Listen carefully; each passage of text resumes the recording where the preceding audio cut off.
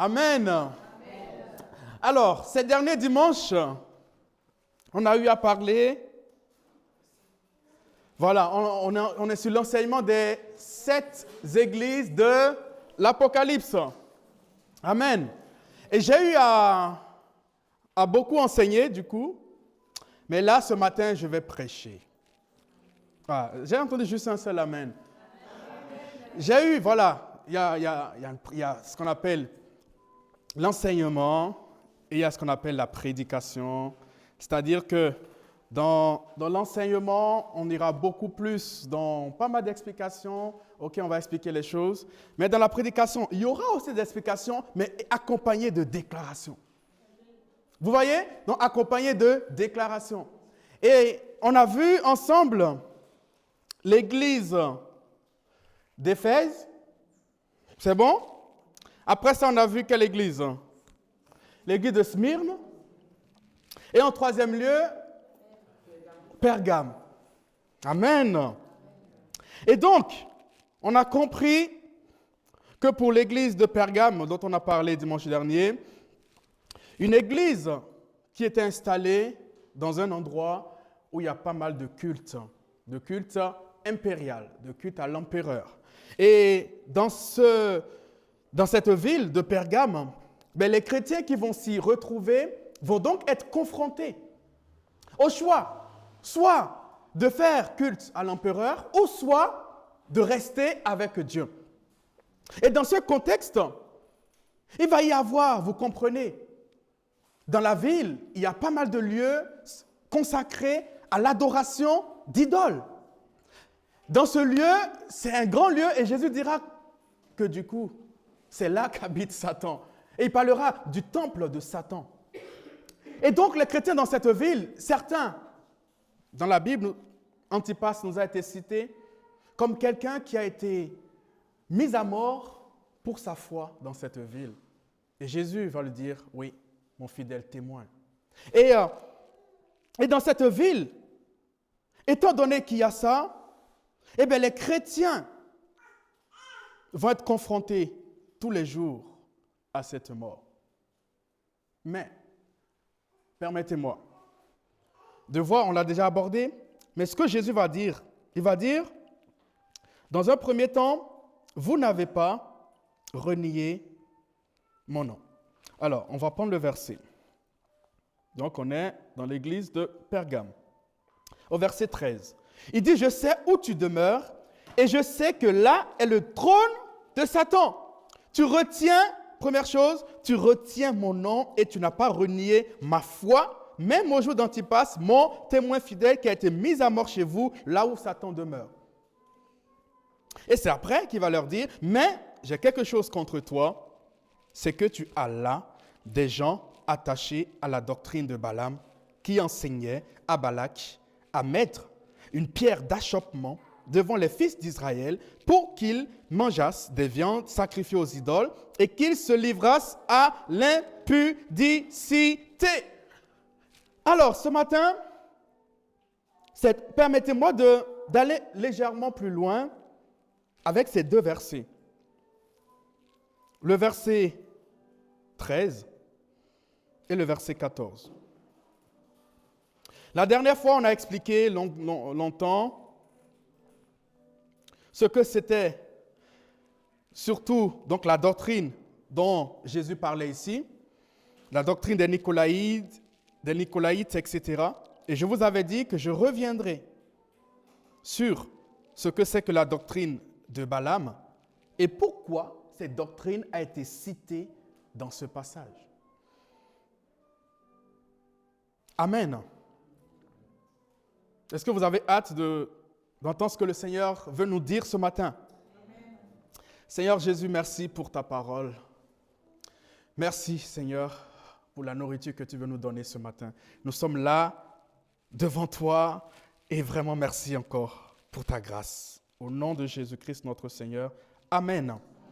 Voici une église à qui Jésus s'adresse en ces thèmes en disant « Je connais tes œuvres, je connais ce que tu fais, mais ce que j'ai contre toi, c'est que parmi toi, il y a des gens qui sont attachés à la doctrine de Balaam. Mais c'est quoi cette doctrine de Balaam? Et qu'est-ce que Balaam avait fait? Qu'est-ce que Balaam avait fait? Pourquoi il va être parlé de Balaam dans ce passage?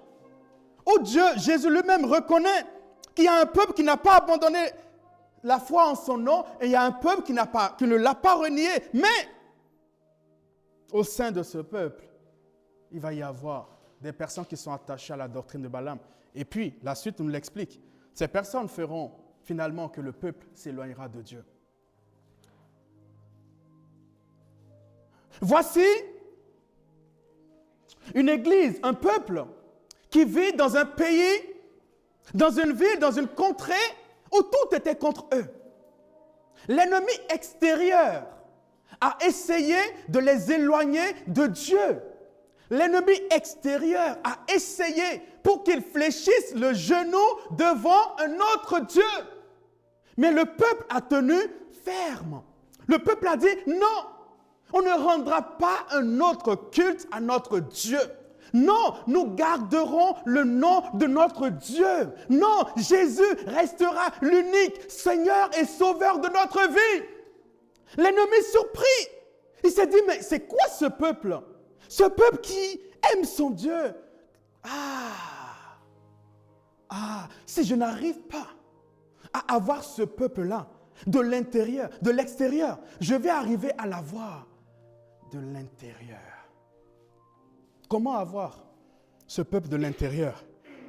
Et c'est ce qu'on va voir maintenant avec cette histoire de Balaam. Ouvrez avec moi votre Bible dans Nombre 22. Dans Nombre 22, ouvrons ensemble la parole de Dieu. Qu'est-ce que nous pouvons voir? Un instant. Ok, super. Dans Nombre 22, il va y avoir cette histoire. Cette histoire, comment dire, fabuleuse. Le peuple d'Israël est sorti d'Égypte. Le peuple d'Israël parcourt le chemin que Dieu a voulu pour eux jusqu'à ce qu'ils atteignent la terre promise. Et à un moment, dans les chapitres précédents, le chapitre 21, ils vont avoir des victoires. Et après, ils reprennent la route.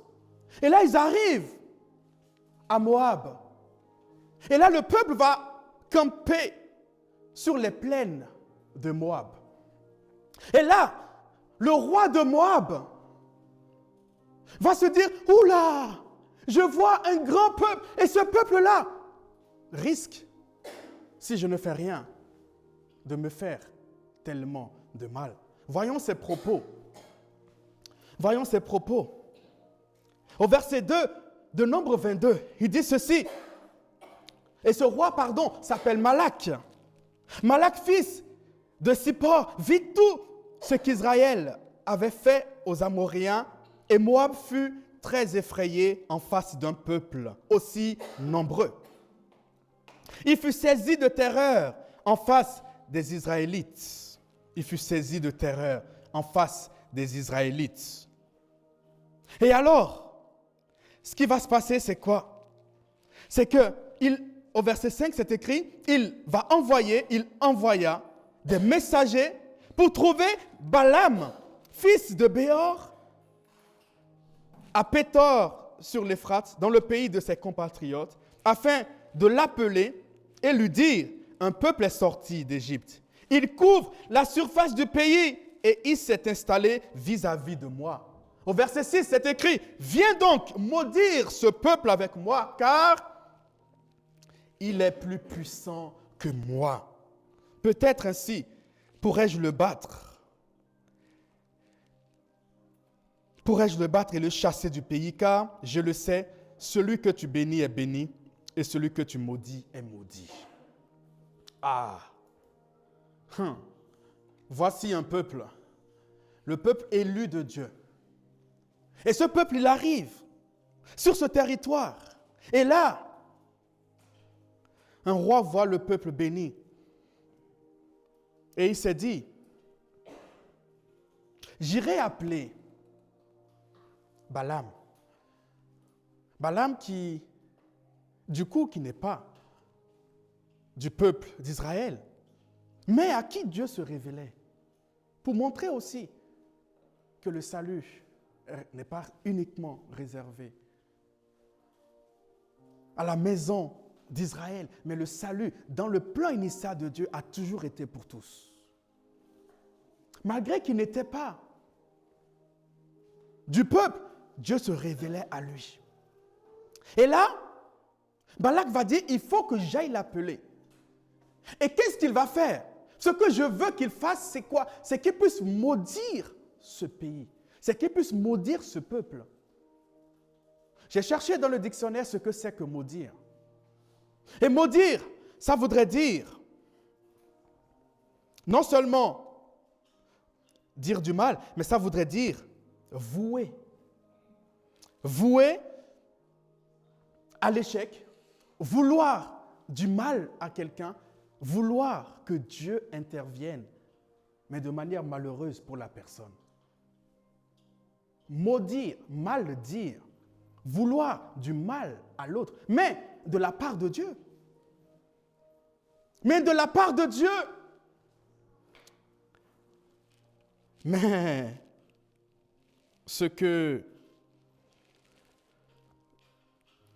notre très cher Balak ne savait pas, c'est qu'il s'adresse ici à un peuple déjà béni de Dieu. J'entends pas, amen. C'est qu'il s'adresse à un peuple béni de Dieu. Et la question ce matin, qu'on va essayer de répondre en quelques points. Pourquoi parfois on a l'impression que l'ennemi s'acharne sur nous et lorsqu'il ne trouve pas des causes ou encore des forces externes de nous abattre, pourquoi ce qu'il veut, c'est que nous-mêmes, nous puissions mal agir face à notre Dieu. Pourquoi l'ennemi fait-il ça?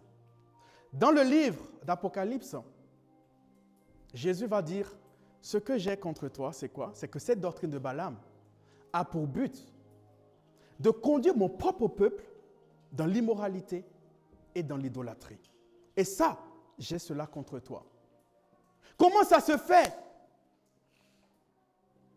que ce que l'ennemi veut, c'est que toi et moi, notre Dieu en qui nous avons confiance, notre Dieu que nous adorons, pourquoi l'ennemi, ce qu'il veut, c'est que notre Dieu se détourne de nous? Pourquoi? La première chose, vous savez quoi? C'est que l'ennemi a peur de nous. Est-ce que quelqu'un est conscient? Pourquoi Balak va envoyer les gens aller chercher Balak? Premièrement, parce qu'il a vu que ce peuple-là est grand et que s'il ne faisait rien, ce peuple-là risque de lui faire du tort. La première raison, c'est que l'ennemi a peur de toi et de moi. L'ennemi a peur de toi et de moi. Mais ce qu'il veut, comme il sait, il a essayé beaucoup de choses, ça ne nous arrive pas, eh bien son but, c'est que nous-mêmes, on puisse créer notre propre, que nous-mêmes, la relation avec Dieu, la bénédiction qu'on avait avec Dieu, c'est que nous-mêmes, on puisse couper cette bénédiction-là. Regardez avec moi. Est-ce qu'il y a quelqu'un là? Pour le moment, c'est juste l'introduction. Hein? Le message va commencer. C'est juste l'introduction. Premier point de ce qu'on peut retenir. Donc, on va voir quelques points de ce qu'on peut retenir de cette histoire. Donc, je vais à la fois parler de l'histoire de Nombre et aussi, donc comme vous l'avez vu là, je vais mélanger. Donc, je vais parler de Nombre et aussi d'Apocalypse. Parce qu'en fait, le lien est tellement clair. Mais on va essayer de comprendre cela ensemble. Première chose, chers frères et sœurs. Première chose, c'est que Balak s'est trompé de cible. Pourquoi? Parce que Israël, le peuple d'Israël, les enfants d'Israël sont le peuple de Dieu. Et vous savez quoi? Dieu protège son peuple, même quand celui-ci ne le voit pas. Et ce matin, on va parler des enfants d'Israël, mais on va aussi parler de nous. Parce que qu'est-ce que la Bible nous dit? La Bible nous dit que toi et moi, que nous, au contraire, dans 1 Pierre 2, verset 9, il dit, vous êtes une race élue, un sacerdoce royal, une nation sainte, un peuple acquis afin que vous annonciez les vertus de celui qui vous a appelé des ténèbres à son admirable lumière. Est-ce que tu fais partie de ce peuple ce matin? Est-ce que tu es conscient que tu es une race élue, un sacerdoce royal ce matin? Si tu le crois, c'est que tu as donné ta vie au Seigneur Jésus. Et une fois que tu as donné ta vie au Seigneur Jésus, tu sais quoi? C'est que le Seigneur Jésus, il te protège. Tu fais partie de son peuple. Tu es son enfant. Et tu sais quoi? Désormais, tu es sous sa divine protection. Que tu en sois conscient ou pas. Le peuple, les enfants d'Israël, eux, ils allaient juste sur la plaine de Moab. Eux ne pouvaient pas savoir qu'il y avait le roi de Moab qui était en train de préparer un coup contre eux. Ils ne savaient pas. Et combien de fois, vous et moi, l'ennemi et ses agents, ont manigancé des choses pour nous voir éloignés de Dieu. Mais ce qu'ils ne savent pas, c'est que notre Dieu, il mène la garde autour de nous. Ce qu'ils ne savent pas, c'est que notre Dieu est le divin protecteur. C'est que notre Dieu ne nous permettra jamais, face à l'ennemi, d'être sans protection. Et c'est lui-même qui est notre bouclier. Et c'est lui-même qui est notre tour forte. Et c'est lui-même qui mène la garde autour de nous. Est-ce qu'on est conscient de ça? Alors qu'Israël était là simplement, ils sont dans cette... à Moab et tout, mais ils ne pouvaient pas savoir que Dieu était en train d'agir en leur faveur. Et ce matin, j'aimerais dire à quelqu'un, peut-être que tu te dis, où est mon Dieu? Peut-être que tu te dis, mon Dieu est-il vivant? Je viens te dire de la part de Dieu ce matin, oui, ton Dieu est vivant. Et ton Dieu agit, même si tu ne le vois pas. Je viens te dire de la part de Dieu que ton Dieu agit en secret. En secret. Amen. Continuons. Continuons. Deuxième chose qu'on peut retenir, c'est quoi? C'est que on ne peut pas maudire ce que Dieu a béni. J'aurais aimé encore entendre un plus fort Amen. Amen. On ne peut pas maudire ce que Dieu a béni. Vous savez ce qui s'est passé? Ce qui s'est passé, c'est quoi? C'est que... C'est bon? Suivez-moi bien là, entre Balak, Balaam, etc. Suivez bien, ok? Donc, Balak le roi, il envoie des gens. Premièrement, il envoie, allez, c'est des autorités, mais ce ne sont pas encore les plus grandes. Il les envoie vers Balaam. Arrivé là-bas, ils disent à Balaam clairement le projet. Autrement dit, il faut qu'il accompagne Balaam vers Balak dans le but que Balaam puisse maudire le peuple de Dieu. Balaam, il va leur dire, écoutez, restez ici cette nuit. J'irai chercher Dieu pour savoir ce que Dieu me dit.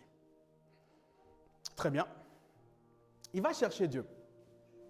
Et là, Dieu lui dira clairement, ton projet là, je ne suis pas dedans, n'y va pas. Clairement. N'y va pas. OK. Il redescend. Donc il leur dit, écoutez, votre projet là, je ne suis pas dedans. Et j'aime beaucoup ce qu'il va dire. Il va dire, mais comment ça se fait que... Voilà. Comment ça se fait qu'un peuple qui est béni par Dieu, que moi je puisse le maudire, alors que Dieu n'a rien contre ce peuple? Premièrement, il va rester. Après, lorsque les hommes envoyés par Balak vont retourner vers Balak et lui dire que non, Balaam ne veut pas venir, là, il décidait encore d'envoyer des autorités plus intéressantes dans le but de convaincre Balaam. Eh bien, ce qui va se passer, c'est quoi? Balaam, va faire la même chose.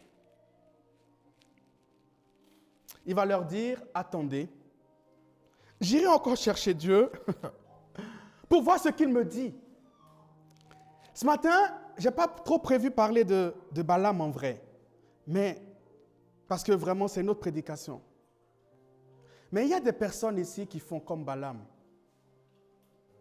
Il y a des personnes à qui Dieu a déjà parlé. Dieu avait dit clairement à Balaam, n'y va pas. Ces personnes-là sont revenues pour la deuxième fois. Et ce qui est intéressant, c'est que Balak va toujours parler des honneurs qu'il va donner à Balaam.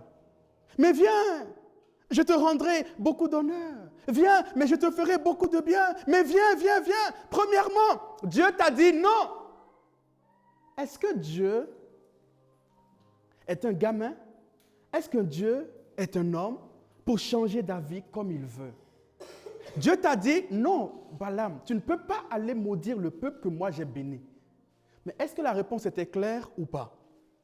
Lorsqu'ils sont revenus, eh bien, Balaam a dit, bon, ok, j'irai quand même encore chercher Dieu. Et là,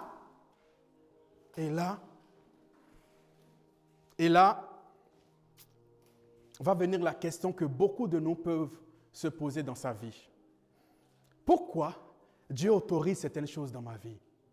Et lorsque je suis en train de faire, où je dis, mais Seigneur, j'avais eu ton feu vert. Seigneur, j'avais eu ton feu vert et là, je vois des obstacles. Et là, on rentre dans ce qu'on appelle la volonté. Non plus la volonté parfaite de Dieu. Parce que pour Balaam, la volonté parfaite de Dieu, c'était qu'il n'aille pas. Mais là, Balaam est allé voir Dieu une fois. À un moment, vous savez ce qui se passe avec Dieu? Lorsqu'on vient vers Dieu, Dieu a clairement donné une réponse. Mais on vient, on insiste. Seigneur, tu es sûr que ce n'est pas mon mari? Ah, je vais encore te prier. J'y réponds 3 jours encore pour être entendu. Tu es sûr que ce n'est pas lui? Tu es sûr que ce n'est pas lui? À un moment, Dieu dit, écoute, tu sais quoi? Tu sais quoi là? Dans cette affaire-là, va. Va. Ah, Seigneur, tu m'as dit va, ok, j'y vais. Alors que toi-même, tu sais qu'au départ, il t'avait dit non. Le non là, c'est dans la volonté parfaite de Dieu. Et lorsque tu rentres dans le oui, tu rentres dans ce qu'on appelle la volonté permissive de Dieu, qui n'est pas la volonté parfaite de Dieu. Autrement dit, Dieu le permet. Mais ce n'était pas ce qu'il avait prévu. Pourquoi? Lorsqu'on insiste. Mais ce qui est intéressant, c'est que pour Balaam, Dieu lui avait dit oui. Il a pris le chemin. Et sur la route, Dieu lui-même qui a dit oui, envoie encore des anges l'empêcher d'aller. Oh, est-ce que vous comprenez ça? Je ne sais pas vous, mais là, on dirait que ça devient complexe là. Seigneur, tu me dis oui. Tu m'as dit oui d'aller. Je t'ai cherché. Tu m'as dit oui, va. Mais malgré ça, maintenant, tu t'opposes à moi. À 3 reprises, Balaam va frapper sur son ânesse. Et là, l'ânesse va parler. Et là, son ânesse va parler. Et son ânesse va lui dire, mais là, je ne comprends pas là. Et d'ailleurs, au passage, jusqu'à ce qu'une ânesse puisse parler, c'est que Dieu aime quand même Balaam. Et vous savez ce que l'ange a dit? L'ange a dit, mais nuit-te, si l'ânesse là, parce que l'ânesse voyait l'ange de l'Éternel.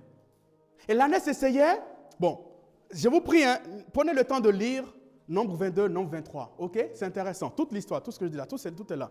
Et donc, comme s'il avançait avec l'ânesse, et l'ânesse voyait l'ange qui le bloquait. Et donc l'ânesse essayait de trouver un chemin. Et pendant ce temps-là, Balaam lui disait, hé, mais qu'est-ce que tu fais là? T'es fou toi? Allez, il lui mettait des coups. Alors que, en fait, l'ange de Dieu lui dira en vrai que l'ânesse était en train de lui sauver la vie.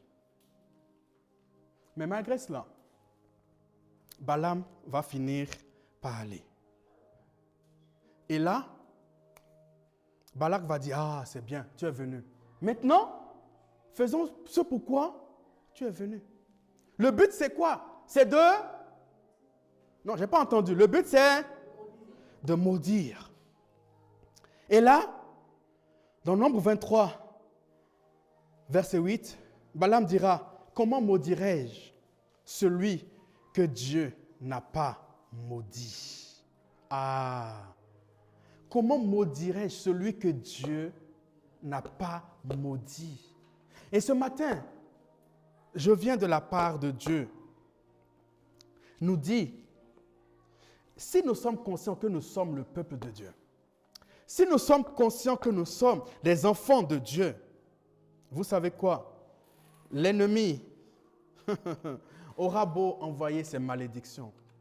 L'ennemi aura beau envoyer ses traits enflammés. Vous savez quoi? Comment maudirais-je celui que Dieu n'a pas maudit? Es-tu conscient que tu es quelqu'un que Dieu n'a pas maudit? Est-ce que tu es conscient de cela? Que même ton ennemi reconnaît, même ton ennemi reconnaît que tu es le peuple de Dieu. Même ton ennemi reconnaît que tu es l'enfant de Dieu. Même ton ennemi reconnaît que la bénédiction de Dieu repose sur toi. Et lui, son désir, c'est quoi? C'est de te maudire. Mais toi, tu sais quoi? Tu n'as même pas tu n'as rien à craindre. Parce que lui-même va dire, hey, comment pourrais-je maudire? Ah, celui que Dieu n'a pas maudit. Ce matin, je viens faire prendre conscience à quelqu'un que tu es un peuple béni par Dieu, que tu es un enfant de Dieu. L'ennemi, son désir, c'est que le malheur t'arrive. C'est ça, maudire. Maudire, c'est souhaiter ce malheur. L'ennemi, dans ses plans, lui, il veut que le malheur t'arrive. Mais toi, sois conscient que Dieu t'a déjà béni de toutes sortes de bénédictions. Vous et moi, gloire soit rendue à Dieu, que nous ne voyons pas tout spirituellement. Non, on ne peut pas tout voir.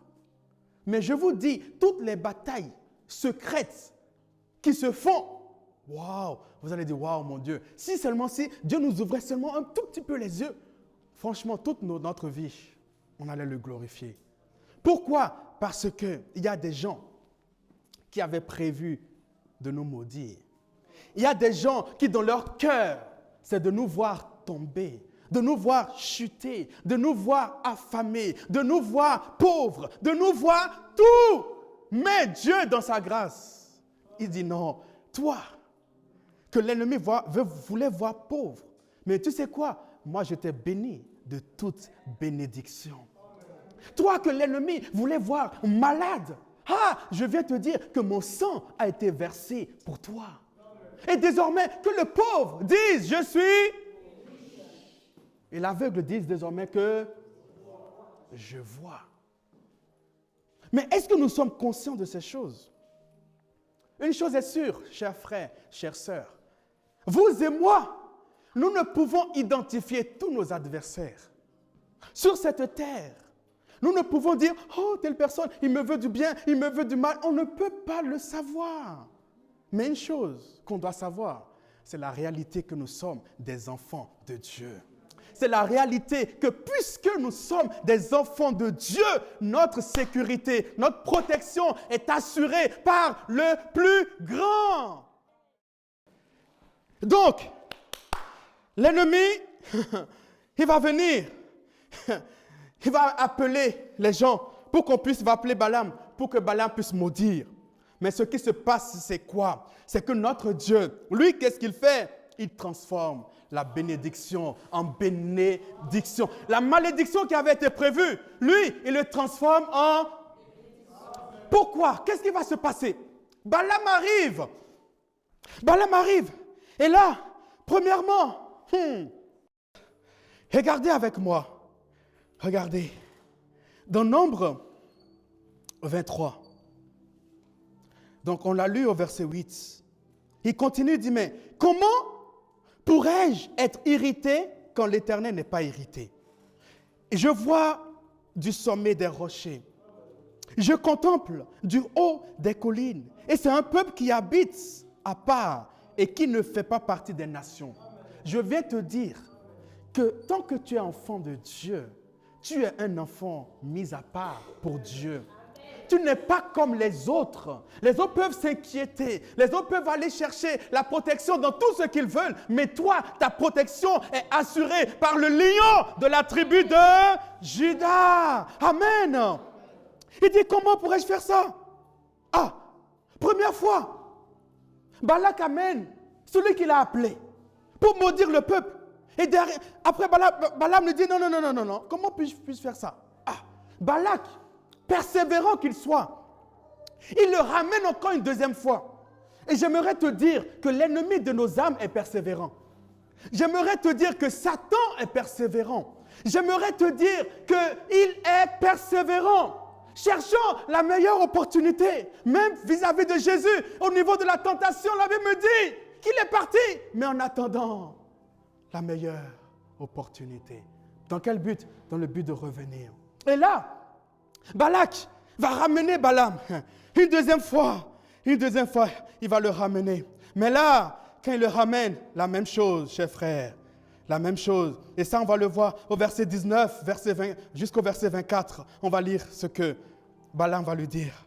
Verset 19 au verset 24 de Nombre 23. Et là, verset 19, il dit ceci. Dieu n'est pas un homme pour mentir, ni le fils d'un homme pour revenir sur sa décision.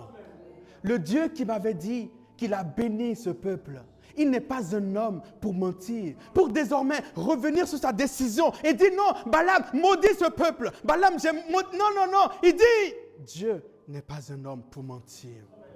Et ce matin, je viens te dire que sur ta vie, toutes les promesses, toutes les paroles de Dieu sur ta vie sont oui et amen. Et que Dieu n'est pas un homme pour mentir, ni le fils d'un homme pour se repentir. Pour se repentir. Même si l'ennemi, lui, il aurait voulu que Dieu change sa bénédiction en malédiction sur ta vie. Tu sais quoi? Il a lamentablement échoué parce que celui qui a mis sa bénédiction sur toi ne peut la révoquer. Est-ce que tu peux dire avec moi, je suis un enfant de Dieu et je suis béni. Et sur ma vie, je le déclare que les promesses de Dieu, la volonté de Dieu, les plans de Dieu, les bénédictions de Dieu sur ma vie sont oui et amen pour l'éternité. Amen. Ouh. Amen, amen. Et il continue. Il continue. Waouh. Il continue. Il dit au verset 20, voici. Oh Seigneur. Comment ça se fait, celui que toi tu as appelé pour maudire?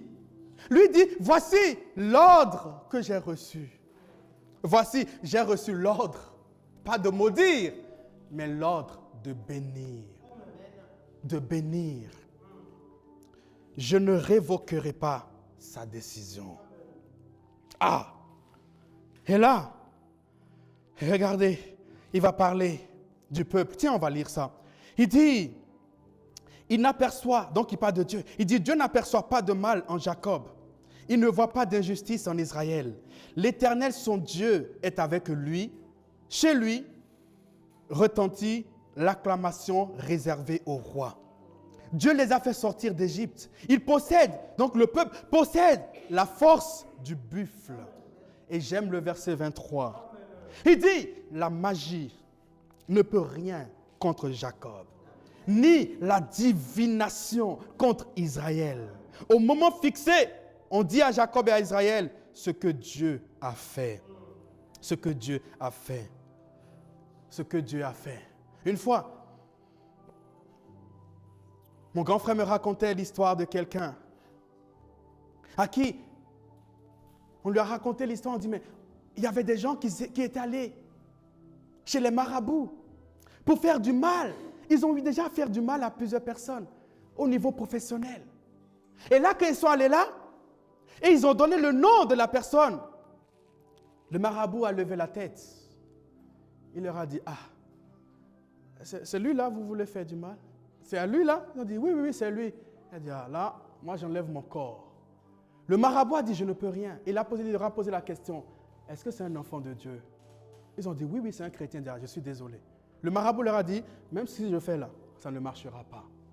Ça ne marchera pas. Même si je le fais, ça ne marchera pas. Et j'aimerais vous dire, chers frères et sœurs, spirituellement, nous parfois, on néglige cet aspect où nous sommes enfants de Dieu. Un enfant de Dieu, vous savez quoi? À qui pour père? À Dieu pour père. Et Dieu n'est pas un père irresponsable. Donc un enfant de Dieu qui met toute sa sécurité, toute sa protection en Dieu. Vous savez quoi? Même que tu sois conscient ou pas, même si les gens veulent faire la magie, même la divination n'aura pas raison de toi, pour la simple raison que le sang de Jésus-Christ te garde et te protège.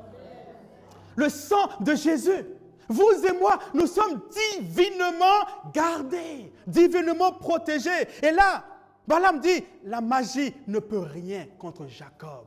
Et je viens te dire ce matin que Dieu est plus puissant que la magie. Je viens te dire ce matin que Dieu est plus puissant que les gris-gris. Je viens te dire ce matin que Dieu a vaincu la puissance du malin. Il a triomphé. Jésus a triomphé du malin. Mais ce que Jésus veut, c'est qu'on en soit conscient et qu'on marche dans la victoire de Christ. Est-ce que quelqu'un reçoit ça ce matin? Waouh! Et là, on continue. On continue. Regardez, dans Nombre, verset 24. Mais vous savez quoi? Le gars, il ne va pas baisser les bras. Hein? Il va encore insister. Il va encore insister. Au verset 28, je vois, de Nombre 23, c'est écrit, Balaam conduisit Balaam sur le sommet de Péor, d'où l'on domine le désert. Balaam dit à Balak, donc là, construis-moi ici 7 hôtels, etc. Et j'aime le verset 1 de Nombre 24. Balaam vit qu'il plaisait à l'Éternel de bénir Israël. Et il n'alla pas, cette fois-ci, comme les autres fois, à la rencontre, regardez, à la rencontre des pratiques magiques. En revanche, il se tourna du côté du désert. En levant les yeux, Balaam vit Israël qui campait par tribu. Alors l'Esprit de Dieu fut sur lui. Balaam prononça son oracle. Déclaration de Balaam, fils de Béor. Déclaration de l'homme qui a les yeux, qui a l'œil ouvert. Déclaration de celui qui entend les paroles de Dieu. De celui qui discerne la vision du Tout-Puissant. De celui qui se prosterne et dont les yeux s'ouvrent. Et là il commence, il dit, quelles sont belles tes tentes Jacob.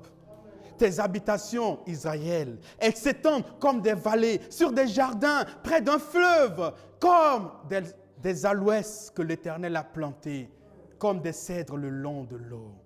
L'eau déborde de ses seaux, et sa semence est abondamment arrosée. Son roi s'élève au-dessus d'Agag, et son royaume devient puissant. Dieu l'a fait sortir d'Égypte, il possède la force du buffle, il dévore les nations qui l'attaquent. Il brise les os et les abat de ses flèches. Il plie les genoux. Il se couche comme un lion, comme une lionne qui le fera se lever. Béni soit celui qui te bénira. Et maudit soit celui qui te... Oh! Amen! Est-ce qu'on peut acclamer le Seigneur? Wow! Est-ce que vous vous imaginez la scène? Celui qui a invité Balaam à maudire le peuple, en face de lui, on dit, maudit, soit celui qui maudit ce peuple-là. Mais là, il s'est mis en colère. Il a dit, hé, mon gars, tu as intérêt à prendre un autre chemin et moi aussi.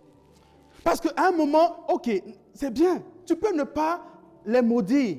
Mais déjà, tu es allé jusqu'à les bénir. Et je t'ai dit, ne les bénis pas.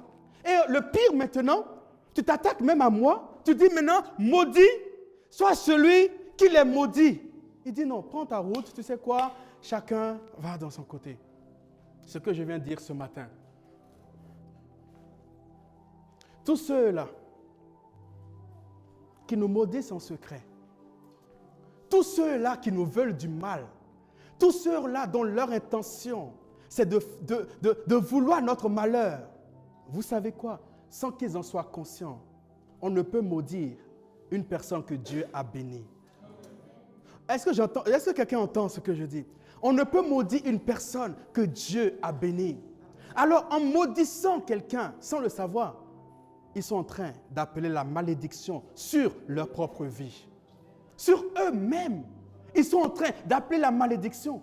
Ils te diront, oh, tu sais quoi, je t'aime bien, mais comment ça se fait? Oh, mais toi, tu prospères, mais moi, je suis là. On fait les mêmes choses, mais toi, tu vois bien, mais moi, je suis là, je ne comprends rien. Tu sais quoi? Quel est ton cœur vis-à-vis de moi? Parce que je ne suis pas n'importe qui. Je suis un enfant béni de Dieu. Et tu sais quoi? Si tu me bénis, tu seras béni. Mais si tu me maudis, tu seras maudit. Est-ce que quelqu'un comprend? Amen. Et puis on va plus loin. Ah, dis avec moi, pasteur, montons plus haut. Ah, j'entends pas là. Pasteur, allons plus loin. Ça va ou bien vous êtes déjà fatigué? C'est bon? On peut aller un peu plus haut ou pas là? Alléluia. Amen. Dans l'histoire d'Apocalypse, Pergame, les habitants de Pergame, tout ce qui était mis à Pergame, de l'extérieur, voulait que l'église de Pergame puisse s'éloigner de Dieu. Ils n'ont pas réussi. Et là, Jésus va dire, parmi vous, il y a des gens qui sont attachés à la doctrine de Balaam. Jusque-là, je n'y ai pas répondu ce que c'est que la doctrine de Balaam. J'ai juste parlé du processus. Le processus, c'est quoi? C'est que l'ennemi, s'il veut nous abattre de l'extérieur et qu'il n'arrive pas, il va essayer de nous abattre de l'intérieur. Mais pasteur, qu'est-ce que tu veux nous dire par là? Qu'est-ce que tu veux nous dire? Alors, voici ce qui s'est passé. C'est qu'à plusieurs reprises, Balaam, au lieu de maudire le peuple, ne l'a pas fait. Bien au contraire, il les a bénis. Mais, quelque part, dans le chapitre 31, au verset 16, il va nous être écrit quelque chose. C'est-à-dire que, puisque Balak n'a pas réussi à maudire le peuple au travers de Balaam, en tout cas, moi en lisant la Bible jusqu'au verset 31, moi je me dis, mais Balaam, oh, le gars il a bien fait son boulot. Sauf que, un verset nous dira une chose. C'est que, lorsque le peuple a campé là, le peuple avait reçu l'ordre que le peuple ne devait pas se mettre avec des femmes étrangères. Et ce qui s'est passé, c'est que, étant là, Balaam, d'après ce que le verset nous dit, aurait donné un conseil à Balak. Le conseil, ce serait quoi? Ce serait, j'ai pas réussi. De l'extérieur, nous-mêmes, on n'a pas réussi à maudire ce peuple. Maintenant, tu sais ce qu'on va faire? On n'a pas réussi à maudire ce peuple parce que ce peuple est un peuple béni de Dieu. Qu'est-ce qui fait que ce peuple est béni de Dieu? C'est sa relation avec Dieu. C'est son alliance avec Dieu. Maintenant, trouvons une autre stratégie. Faisons pour que ce peuple s'éloigne lui-même de Dieu. Si le peuple s'éloigne lui-même de Dieu, naturellement, le peuple lui-même s'enlève de la protection de Dieu. Et de ce fait, là, la malédiction pourra marcher. Ça va, vous comprenez? Et là, pour que le peuple s'éloigne de Dieu, c'est quoi? Je rappelle, on est sous la loi, dans l'ancienne alliance. Il fallait faire quoi? Ils ont envoyé des femmes. Ils ont envoyé des femmes. Et ces femmes sont venues avec quoi? avec leur propre Dieu. Non seulement le peuple se mettait avec des femmes étrangères, mais aussi commençait à adorer d'autres dieux, notamment le dieu Péor. Et là, ça va créer un grand scandale. Ça va créer un très grand fléau. Lorsque Dieu va voir ça, Dieu va dire, mais que faites-vous? Que faites-vous? Et Dieu va dire, bon, ok, allez, on va mettre de l'ordre. Et vous savez quoi? Il va y avoir 21 000 personnes qui vont mourir au travers de cette histoire.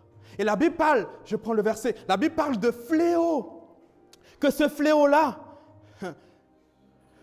ouais, regardez, Nombre 25 au verset 3.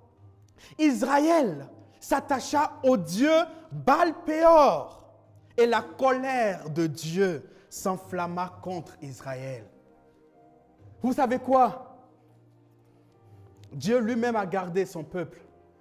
Mais le peuple lui-même a enlevé la protection de Dieu. Le peuple lui-même a appelé la colère de Dieu par ses propres actes. Balak dirait, oh, c'est pas moi qui les ai maudits, hein. C'est eux-mêmes qui sont allés dans l'immoralité. C'est eux-mêmes qui sont allés dans l'idolâtrie. Et voici désormais la colère de Dieu. Regardez, Moïse, donc, dit aux juges d'Israël que chacun de vous tue ceux des siens qui se sont attachés à Baal-Péor. On va plus loin. Le verset 26 me dit, à la suite de ce fléau, l'Éternel dit à Moïse et à Éléazar, faites le dénombrement, etc. Mais ce qu'on va retenir, le verset 9 du chapitre 25 me dit ceci, il y eut 24 000 morts suite à ce fléau. Et là, dans Josué, on va voir comment Balaam va mourir. Juste un seul verset. Balaam, le prophète, le devin, fut aussi parmi ceux qui sont tombés ce jour-là. Est-ce que Balak a réussi sa mission? Balak voulait quoi? Il voulait que la colère de Dieu se manifeste au travers, dans son peuple. Mais ce qu'il a fait, et c'est ça que Jésus va dire ça dans l'Apocalypse, j'ai quelque chose contre ça. Au fait, c'est tellement vicieux. Si tu ne réussis pas de l'extérieur, tu fais pécher mon propre peuple pour que ma colère s'acharne. À cause de ce fléau, des milliers de personnes.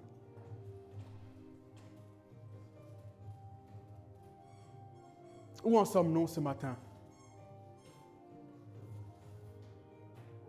Où en sommes-nous? Balaam n'a pas réussi à maudire le peuple, mais le peuple lui-même a réussi à s'enlever de la protection de Dieu, à attirer la colère de Dieu. Et ce matin, permettez-moi de finir en allant légèrement plus loin. Toi et moi, nous sommes des enfants de Dieu. Et ce que Dieu veut, c'est que nous puissions marcher dans sa volonté. Ce que Dieu veut, c'est que nous puissions lui être attachés. Et c'est pour ça qu'il va dire, avant de reprendre, il va leur dire, j'ai vu tes œuvres, j'ai vu que tu étais attaché à mon nom. J'ai vu que tu n'as pas renié la foi en mon nom. Et ce matin, dans le temps qu'il me reste, suivez bien ce que je vais dire. Le plus grand souci, la plus grande chose que l'ennemi de nos âmes veut, vous savez laquelle? Vous savez ce que c'est? C'est qu'on puisse renier la foi. C'est qu'on puisse s'éloigner de notre Dieu, en qui on a dit, c'est lui le Seigneur et le Sauveur. Au travers de quoi? Au travers de ce qu'on peut vivre financièrement, au travers de ce qu'on peut vivre physiquement, au travers des persécutions, au travers des agissements, au travers des moqueries, au travers, qu'on puisse se poser la question, mon Dieu, est-ce que tu vis? Mon Dieu, où en es-tu? Mon Dieu, est-ce que tu es réel? Eh bien sinon, je te tournerai le dos parce que je souffre tellement. Et le peuple à Pergame, c'était ça. Et Jésus a dit, je vois que malgré ce que vous vivez, Vous n'avez pas renié mon nom et vous n'avez pas renié la foi en moi, malgré les persécutions, parce que le plan de Dieu, c'est de profiter de ce que vous faites pour que vous puissiez quitter la foi. Dans la Bible, il y a un certain Job. Et lui, qu'est-ce qui va se passer? L'ennemi va mettre en place une stratégie pour qu'il puisse perdre ses biens, ses enfants. Sa santé était attaquée. Et qu'est-ce que l'ennemi voulait au travers de ça? Une chose, que Job puisse renier le nom de Jésus. Est-ce que quelqu'un comprend? Et là, c'est sa propre femme qui dira à Job, cette fois-ci, mais ton Dieu là, il est où? Le Dieu de qui tu me parles tout le temps là. Le Dieu, tu dis, mais il est là, il est vivant, il agit, tout ça. Mais regarde, depuis tout ce temps que tu vis, cela, il est où ton Dieu? Ton Dieu est en vacances. Job, tu es sûr que ton Dieu là, il t'écoute d'ailleurs? Mais d'ailleurs, en tant que ta femme, je te donne un très bon conseil. Écoute, maudis ton Dieu là et meurs. Derrière les attaques de l'ennemi, l'ennemi ne voulait pas simplement que Job puisse souffrir. Non, le but c'est est-ce qu'il restera toujours attaché à Dieu? Est-ce qu'il restera toujours attaché à Dieu? Et vous et moi, comprenons-le ce matin. On peut avoir le but des attaques, le but de tout ça, c'est pas qu'on puisse souffrir, non! Le but, c'est qu'on puisse renier, qu'on puisse maudire notre Dieu et dire, mais est-ce qu'il existe vraiment? Il me dit qu'il guérit, mais est-ce qu'il va me guérir? Il me dit qu'il agit, mais je ne vois rien. Est-ce qu'il existe vraiment? Ah, peut-être ça marche pour les autres, peut-être pas pour moi. Et comme peut-être pas pour moi, eh bien, c'est pas grave. Eh bien, je vais chercher mon propre moyen. Et c'est comme ça qu'on se détourne de Dieu. Et lorsqu'on se détourne de Dieu, ben malheureusement, on n'a pas d'autre choix. On va vers l'ennemi. Et la protection que nous avons avec Dieu, on ne l'a plus. On ne l'a plus. Et ça, c'est le plan de l'ennemi. Mais je déclare sur ta vie et sur ma vie, par sa grâce, nous garderons la foi au nom de Jésus. Et c'est pour ça, nous devons comprendre ces choses. Mais je finis en disant ceci. Balaam, un devin, n'a pas pu réussir à maudire le peuple que Dieu a béni. Sur cette terre, quelle est la personne la plus qualifiée pour nous maudire? Je vous donne 30 secondes. Quelle est la personne la plus qualifiée? La personne dont sa parole a une forte puissance. Quelle est la personne là la plus qualifiée dans nos vies pour nous maudire ou pour nous bénir? Pardon? Seulement Dieu. Nous-mêmes. Et donc il y a Dieu. En dehors de Dieu, il y a nous-mêmes. Il y a nous-mêmes. Combien de fois nous-mêmes, alors que Dieu nous a bénis, on n'a pas attendu qu'un Balaam vienne nous maudire, mais nous-mêmes, on ouvre nos bouches et on se maudit. Est-ce que vous comprenez ce matin? Nous-mêmes, ce n'est pas Balaam. Balaam, il disait, ah non, je ne peux pas maudire ce peuple, mais nous-mêmes, malgré que nous sommes conscients que nous sommes des enfants de Dieu, nous-mêmes, nous ouvrons nos bouches, nous ouvrons nos cœurs et nous nous maudissons. Balaam, il n'a pas réussi, il a refusé de maudire, mais nous-mêmes, parfois, nous nous maudissons. Par nos propres paroles. Par nos propres paroles, alors que nous devons nous bénir nous-mêmes. Mais ce que nous faisons, c'est de nous dire du mal. Ah ben non, si ça continue comme ça, tu vas finir célibataire. Hein? Ah, si ça continue comme ça, de toute façon, ta vie là, jusqu'à présent, rien ne marche. Ben je suis foutu.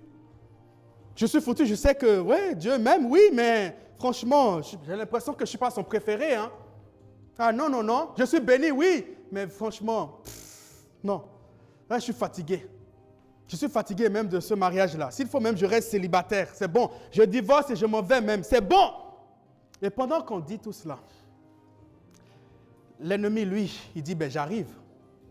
De l'extérieur, je n'ai pas réussi à lui envoyer des traits enflammés, des flèches, mais lui-même, ou elle-même, elle sort ces paroles de malédiction. Et l'ennemi prendra ça désormais. Il faut aller devant Dieu. Il dit, mais regarde, là tu me donnes accès. Pourquoi? C'est lui-même, c'est elle-même qui a déclaré cette malédiction. Ce matin, je voudrais qu'on puisse prendre un temps. On va demander pardon à Dieu. Dans cette affaire-là, est-ce que vous vous imaginez? Dans cette affaire-là, Pierre va en parler. Je pense que c'est le livre de Jude aussi qui va en parler, de Balaam. Et puis l'Apocalypse en parle. Tellement ça a marqué. Pourquoi? Parce que Balaam est allé maudire un peuple que Dieu a béni. Mais nous nous permettons de nous maudire alors que nous-mêmes, nous savons que nous sommes bénis de Dieu. Est-ce qu'on peut se demander pardon à Dieu? Pour ceux qui le peuvent, on peut se lever. On va demander pardon à Dieu pour toutes les fois où nous-mêmes, on s'est maudits. Pour toutes les fois où nous-mêmes, on s'est voulu du malheur. Pour toutes les fois où nous-mêmes, on s'est dit du mal de nous-mêmes. Je ne suis pas beau. Je ne suis pas belle. Je ne suis pas intelligent. De toute façon, je vais finir dans ce type de boulot. De toute façon, je ne suis pas appelé à aller plus loin. De toute façon, je resterai là où je suis. De toute façon, j'ai mon appartement, j'ai mon studio, c'est fini. De toute façon, je ne suis pas appelé à acheter une maison parce que je n'aurai jamais l'argent qu'il faut. Alors que Dieu dit, tu es béni de toute bénédiction dans les lieux célestes. Non, de toute façon, mes études là, je n'irai pas plus loin parce que je ne suis pas intelligent. Alors que Dieu t'a dit qu'il t'a créé à son image et à sa ressemblance. Et lorsque nous voyons la créature, la création, on se dit, waouh, quelle intelligence notre Dieu a. Donc ce matin, demandons pardon à Dieu pour toutes les fois où nous-mêmes, nous sommes maudits. Demandons pardon à Dieu pour toutes les fois où nous-mêmes, on s'est mis sous le joug d'une malédiction. Demandons pardon à Dieu. Je ne vous entends pas prier.